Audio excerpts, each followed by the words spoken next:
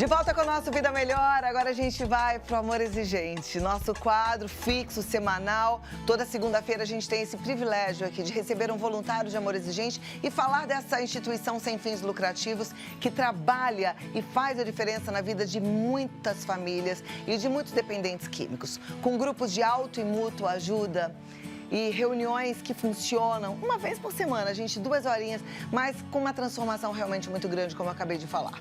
O programa está espalhado por todo o Brasil, alguns lugares da América Latina. Quem participa, participa sem custo nenhum. E é na simplicidade da troca, das palestras, da vivência que as coisas ali acontecem, viu? Claro que tem profissionais altamente capacitados que fazem parte do grupo de Amor Exigente como voluntário. E esse programa que nasceu com a visão, com amor, com conhecimento, a partir de um programa já existente nos Estados Unidos, que é o Tough Love, pelo Padre Haroldo aqui no Brasil, com a Dona Mara. E a gente hoje é muito grato a eles. Eu recebo nessa segunda Miguel Tortorelli, que é presidente de Amor Exigente, e o Dr. Cláudio Jerônimo, que é psiquiatra e diretor do Recomeço Helvétia, da Recomeço Helvétia, né? Sejam bem-vindos, Dr. Cláudio, Miguel. Tudo bem, Cláudio? Uma alegria recebê-los. Seja bem-vindo, doutor. Muito obrigado. Sentem aqui para a gente conversar um pouquinho sobre dependência química. Como é bom Tudo bem? falar com quem entende, né?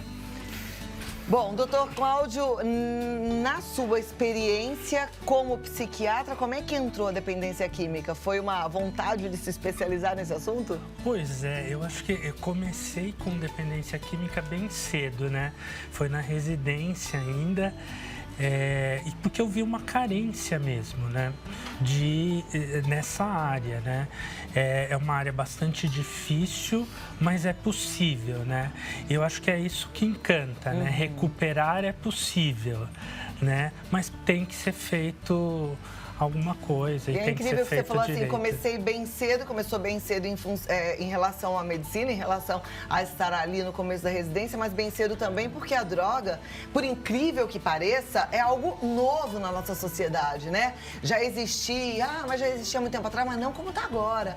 Não como é agora, forte em todos os níveis e que gera aí Sim. o que a gente vê pelas ruas, né? Cláudio, só uma pergunta. Existe uma cadeira, uma matéria dentro do curso de medicina falando em dependência química? Então, existe dentro da psiquiatria, né? Só que depende muito de faculdade para faculdade, né? Então, algumas faculdades que têm um serviço mais robusto de dependência química, os residentes passam mais nesses serviços, né? E outras nem tanto. Mas eu acho que já houve uma mudança de cenário nos últimos 15 anos, assim, que eu tenho visto, né? Tanto em treinamento, porque a epidemiologia força isso, né? A gente não tem outro caminho, tem que tratar as pessoas. Tem que se especializar, tem que olhar e tem que aprender sobre, né? Porque as pessoas vão adoecendo com isso e a gente vai sendo demandado a... O Amor Exigente já existe há quanto tempo, Miguel? 35 anos. 35 anos. E ele nasceu com a necessidade. Na época, uma necessidade até muito focada no álcool, né? E quais são os princípios do Amor Exigente? Eu sei que são vários, talvez você não lembre de todos, mas os mais importantes. São 12 princípios básicos, 12 princípios éticos, né? Começamos pelas raízes culturais, pais e filhos não são iguais. Raízes culturais significa o quê? Você vai buscar lá atrás, né? Porque nem todos têm a mesma formação. Cada família tem a sua tradição, mas vamos buscar também aquelas famílias que o avô, o bisavô, o pai teve problema com algum tipo de drogas, de álcool, principalmente o que você falou, antigamente era álcool, né? As drogas vieram depois, a maconha na hora que surgiu, hoje é o crack, depois nós vamos falar porque o Cláudio Então, raízes culturais... Pais e filhos não são iguais. Pais e filhos não são iguais. Eu tenho que ser pai para ele ser filho, tem uma hierarquia. Hierarquia, né? Nós temos... Autoridade e não autoritarismo, né, Miguel? Autoridade e não autoritarismo. São coisas diferentes. Mas o principal comportamento, que é o que muda tudo, amor, que é o 12º, né? Nós estamos em maio, né? Maio é a culpa. Então, a gente tem culpa, tanto o dependente ou o usuário, como a família, carrega essa culpa, acha que tem culpa, onde eu errei, o que eu fiz. Nós temos que mudar para a responsabilidade, enfrentar o problema. Então, você não é culpado, mas você é responsável. E você pegar essa responsabilidade e buscar. Mas tem que ir num grupo de apoio, nós temos que frequentar, é qualidade de vida. Essa é a finalidade dos grupos de amor exigente. Com certeza. Doutor Cláudio tem uma experiência muito grande com crack, né? Como médico.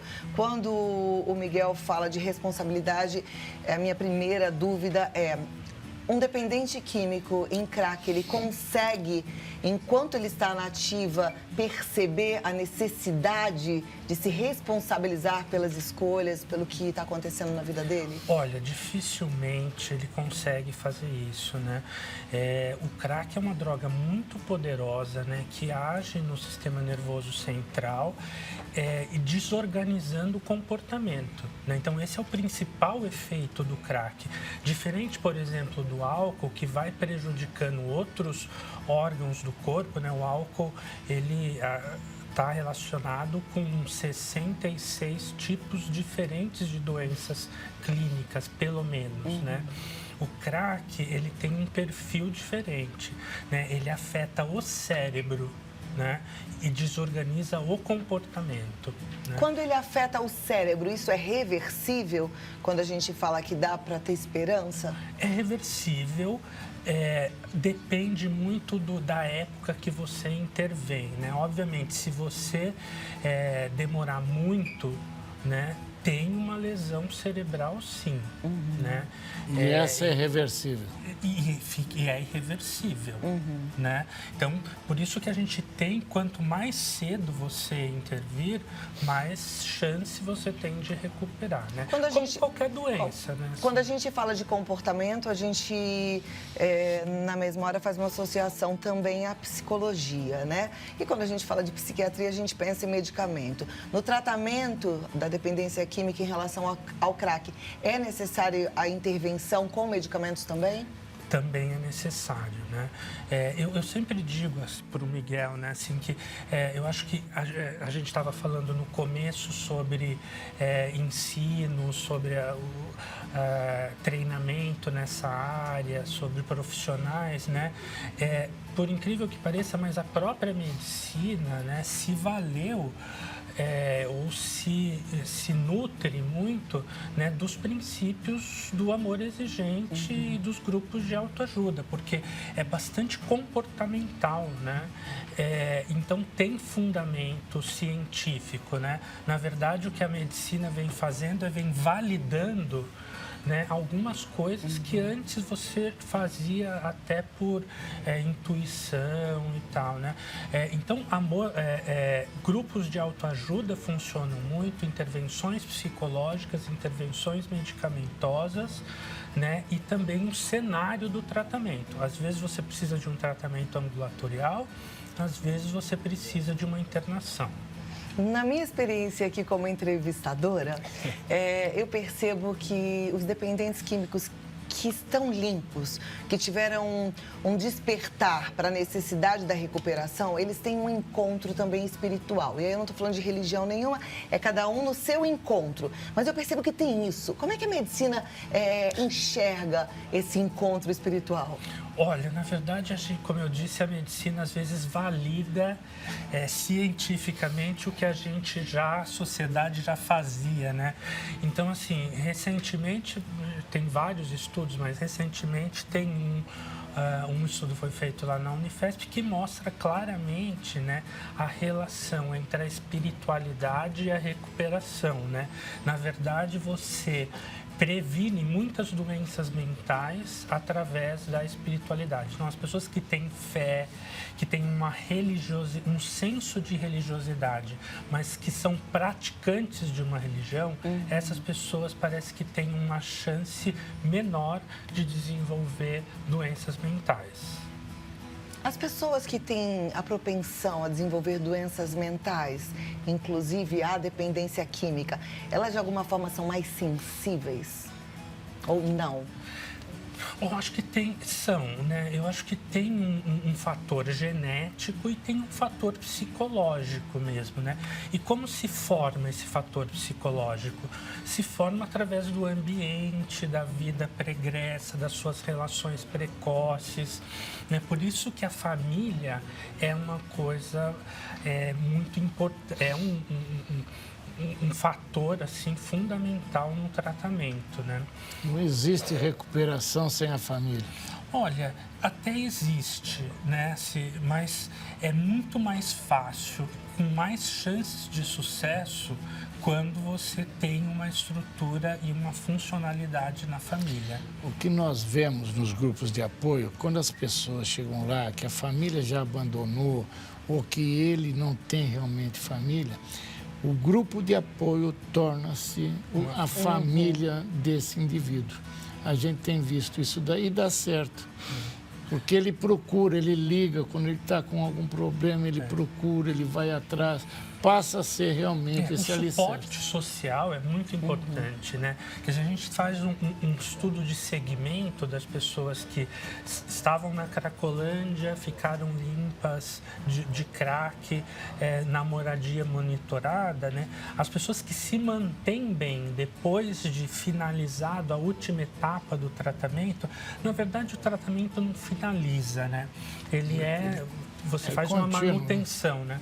Mas as pessoas que se dão melhor, que se mantêm, né, são aquelas que têm um suporte social. Social, essa é a palavra, porque a gente sempre preconiza, claro, a família, né? Mas muitas vezes não tem. A gente não consegue mudar o que está ali estabelecido. A pessoa não tem família ou a família abandonou, tá? Mas o suporte social, né? E aí adotar algumas pessoas para que exerçam papéis parecidos com o da própria família, no caso do cuidado, do alerta, né? Da palavra, da força e muitas vezes a exortação também, do puxão de orelha, que às vezes é necessário, né? E o Cláudio, ele realmente faz um sacerdócio, porque ele fica lá na Elvésia. Não, é verdade, tem que se dizer. No meio da Cracolândia onde ele fica com a unidade Elvésia do Recomeço. Então, ele convive com a Cracolândia todos os dias. Então, tem histórias à vontade de sucesso, tem aquelas que, infelizmente, não tem.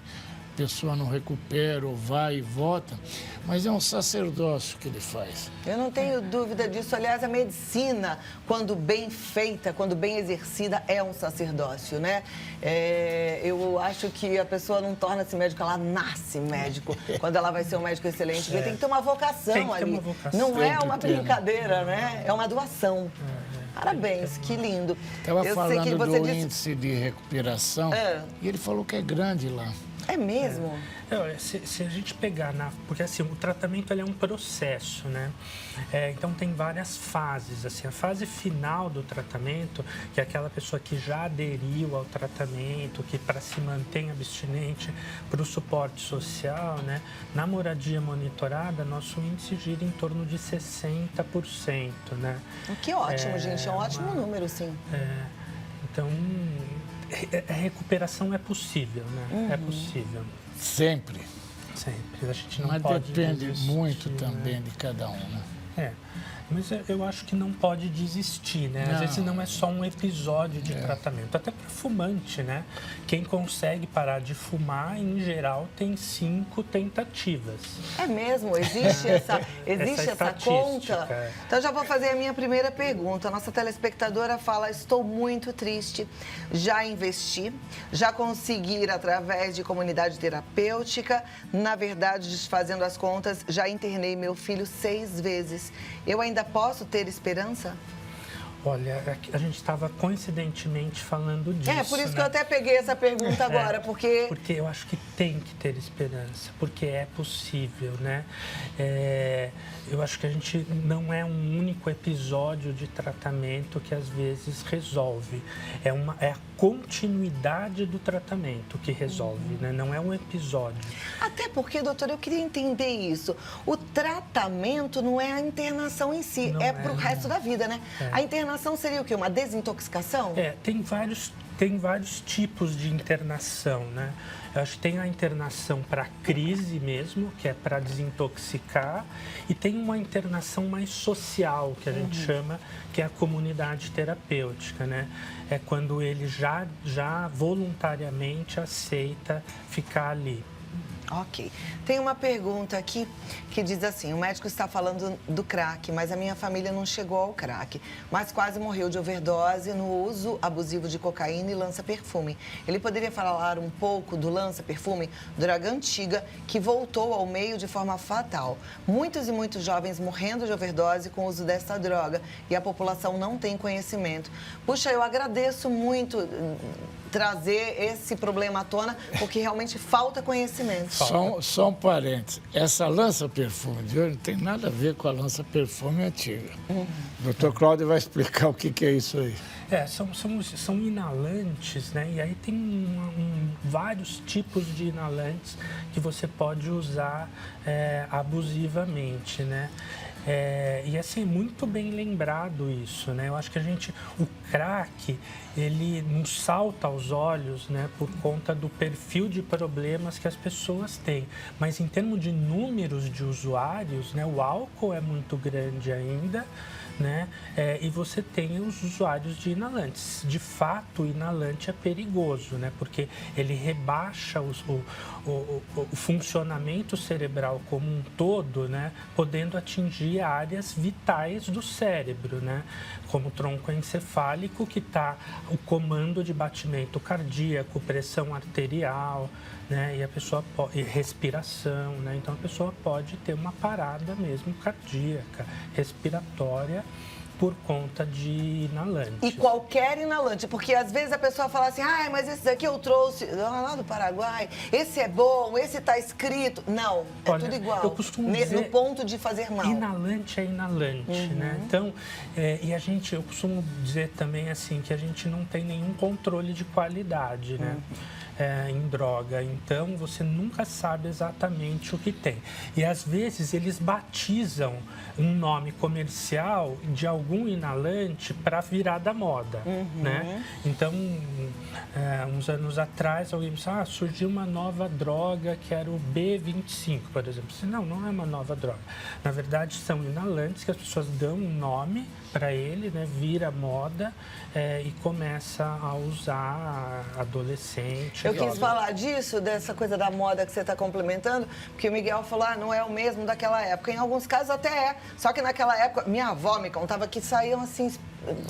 Espirravam nos outros. Espirravam nos outros. Não, mas a gente está falando desses que espirravam nos outros, mas que põe num lenço, cheira e a pessoa fica fora de controle, eu tenho uma experiência pessoal, assim, né, de uma pessoa próxima que inalou, fazendo uso de inalante, desmaiou em cima do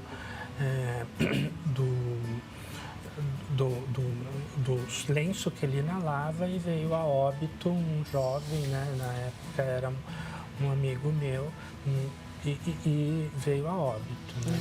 Então, pode vir a óbito. Deixa eu pegar um gancho. Eu estive no Santa Marcelina há um ano atrás e eles me disseram que todo final de semana 2, 3 pessoas vão intoxicados, loló, lança, o nome que dão para esses inalantes. E 2 óbitos por mês com o problema desses inalantes. Olha lá, isso é muito sério, né? Tem outras perguntas aqui. Uma também anônima. Uma pessoa que é agressiva, ela pode parar de ser agressiva quando usa drogas? Olha, em geral, a droga piora, né? A agressividade, porque desorganiza o comportamento. A menos que seja uma droga depressora do sistema nervoso central e numa dose alta, porque daí você anestesia a pessoa, né? Mas caso contrário, em geral, a droga age no cérebro e ela desorganiza a bioquímica cerebral. E a bioquímica cerebral é difícil de você reorganizar, demora. Né? Reestabelecer o equilíbrio de um órgão tão complexo não é fácil. Ok. Próxima pergunta. Estamos vivendo em desespero. Meu sobrinho é dependente de problemas mentais, não aceita o tratamento e, se não consegue dinheiro para comprar drogas, fica violento. O que podemos fazer? Olha, quando há risco para a própria vida ou tem alguma comorbidade, está indicada internação involuntária. Então, né? ela liga... Ela precisa procurar um CAPS, não sei de que região ela é. Não se identifica. Né? E colocar essa possibilidade, falar com o médico que está insustentável. Existe esse recurso, a população precisa saber que existe e pode cobrar o seu médico, a sua equipe de tratamento, para que isso possa acontecer. E tem hospital, e tem vaga em hospital especializado para essa internação involuntária? Existe, é pouco, né? Eu acho que a gente pode melhorar nesse aspecto, né? Mas existe. Tá, né? eu estou perguntando isso porque a gente às vezes levanta uma esperança e a pessoa fala, eu vou ligar, eu vou no CAPS, eu vou conseguir uma internação involuntária e chega, não tem vaga, não consegue um hospital, um leito. Não pode existir, eu acho que tem que cobrar a equipe de tratamento. E hoje sabe? tem até recurso federal para essas internações involuntárias. Legal, é direito. É direito. Olha, tem uma pergunta aqui, e ela prefere também não falar o nome. Ela diz, eu sou de Limeira, eu e meu esposo usamos cocaína. O que posso fazer? Não aguento mais essa vida. Olha, eu começaria dizendo para ela buscar um grupo de autoajuda. Né? Isso aí. Porque é um bom começo, né? Ali ela vai encontrar pessoas iguais a ela, que passaram pelo mesmo problema ou que estão passando pelo mesmo problema. E nada é mais enriquecedor do que você trocar experiência. Né? Muito mais do que eu te aconselhar ou eu fazer, às vezes trocar experiência, é assim que a humanidade cresce, né? A gente cresce porque a gente aprende com os erros dos outros, dos nossos antepassados e a gente vai evoluindo.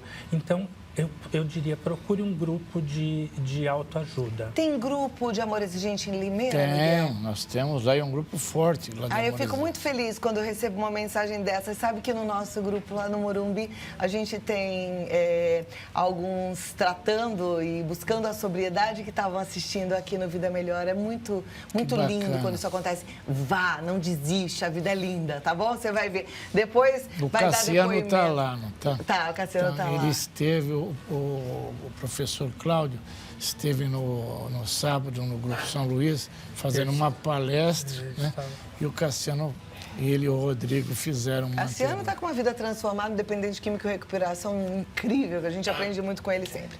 Próxima pergunta. Meu ex-namorado é dependente de álcool e cocaína. Ele não usa todos os dias, mas quando decide usar, some por uma semana. Tentei tratamento para ele, mas não fizeram nada e eu não aguentei e me separei. Mas com a sensação de que fracassei com ele. Estou arrasada. Olha, eu acho que a gente tem que fazer o que é possível, né? Eu também falo assim para as próprias famílias, né? A gente precisa investir, mas há limite. Né? Assim, eu acho que chega uma hora que você precisa colocar esse limite, porque o familiar, quem está no entorno, também, eu costumo brincar assim, também tem um umbigo, né? Também tem limite, né? E às vezes não aguenta. E é por isso que a família precisa de apoio, né? Assim, não é só a pessoa buscar tratamento. E esse uso que ele faz em binge, né? Que a gente chama, que é um uso episódico em grande quantidade, é perigoso porque você pode ficar mais sujeito à overdose, né? Pode ir a óbito, com certeza. Agora, insista, resista, persista e não desista. Mas eu gostei do que o Dr. Cláudio falou, há limite. E sabe que uma coisa também é importante, mesmo que você tenha desistido, e aí, ok, como ele disse, você tem um umbigo, vá a um grupo de Amor Exigente, porque às vezes a gente repete padrão, né? Para que você não acabe arranjando um outro namorado que tenha o mesmo problema, para você entender o que é que aconteceu que te manteve numa relação complicada. Isso acontece por quê, Cláudia? Isso daí é bem normal que a Cláudia falou. Eu acho que tem realmente aí um padrão de funcionamento, né? A gente repete, né? Eu acho que isso é da natureza humana, né? Mas quando você aprende, você conhece, você se debruça, você tem menos chance de repetir o que não deu certo. Então vá para um grupo de amor exigente, você encontra o endereço mais perto da sua casa no www.amoreexigente.org.br. O telefone é o 19-3252-2630. Dr. Cláudio Jerônimo, diretor do Recomeço Helvétia, professor de psiquiatria na Unifesp. Muito obrigada por estar aqui com a gente. Eu que agradeço, é sempre um prazer. E volte sempre, para a gente continuar aprendendo contigo. Miguel, muito obrigada. Obrigado. O congresso, né, que você vai chegando, hein? Tá chegando em agosto. Quem não fez a inscrição tem que fazer, né? Semana que vem eles estarão aqui para levar mais detalhes, esclarecer as dúvidas que as pessoas têm. Faça a sua inscrição, tá? Vai ser nota 1000. Muito obrigada. Obrigada, doutor. Eu que agradeço, Cláudio. Obrigado. Obrigada. A gente continua.